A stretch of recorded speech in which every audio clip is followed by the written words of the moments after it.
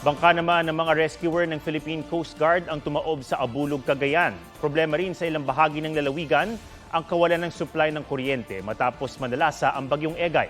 Live mula sa Abulog, Cagayan, may report si Jasmine Gabriel Galban ng GMA Regional TV 1 North Central Luzon. Jasmine.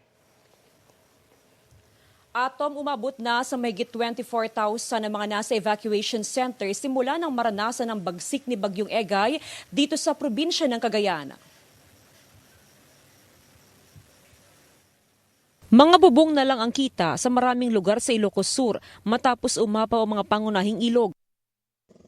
Nasira rin ang tulay sa pagitan ng Vigan City at Santa Catalina. Delikado na sa kwan kasi inassess yung engineers ko dito sa lalim. Wala na ito. Pati na ang tulay na nag-uugnay sa Vigan City at Bantay. Temporary close lang natin. Lampas tao rin ng baha.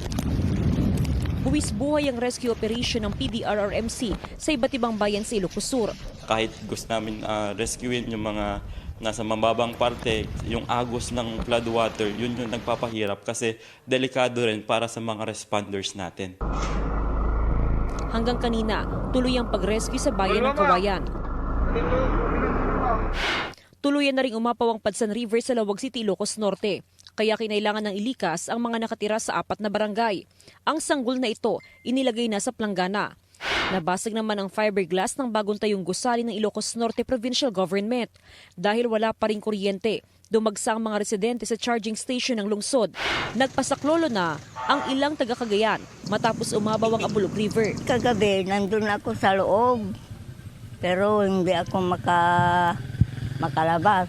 Ayun, lumangon na lang ako. Bukod sa Abulog, nagsasagawa na rin ng rescue operations sa mga bayan ng Pamplona at Ballesteros.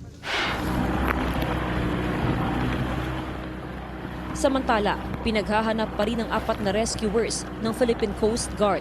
Tumaob ang sinasakyan nilang aluminum boat dahil sa malakas na hangin at malaking alon. Magre-rescue sana sila ng mga tripulanting sakay ng isang tugboat. Sa ngayon, umabot na sa mahigit 20,000 individual ang inilikas sa probinsya. Wala pa rin kuryente sa 8 bayan.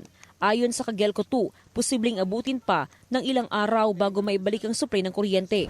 Kasalukuyan namang nakataas sa above alert status ang Sinukalan River sa Pangasinan dahil sa patuloy na pagbaba ng tubig mula sa mga matataas na lugar.